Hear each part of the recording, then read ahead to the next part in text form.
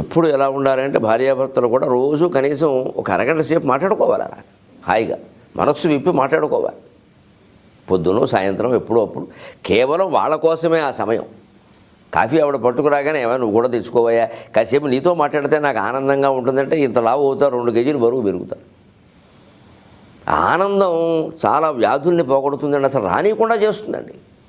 చాలామంది ఏదో మాకు మతిమేహం ఉంది, రక్తపోటు ఉంది అంటారు. భార్యాభర్త కూర్చుని ఆనందంగా కబుర్లు చెప్పుకోవడం, పిల్లలతో గడపడం, సరదాగా అటు ఇటు కాస్త షికారుకి వెళ్ళొస్తూ ఉండడం లాంటివి ఉంటేనండి ఇవి తగ్గిపోతాయండి, అసలు రావండి.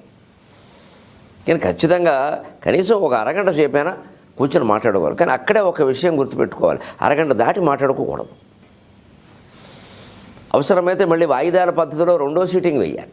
అంతేగాని ఇంకా దొరికింది కదా, బాగుంది కదా అని అలా కొనసాగిస్తే అనవసరపు మాటలు వస్తే తగాదాలు అక్కడ కూడా వస్తాయి.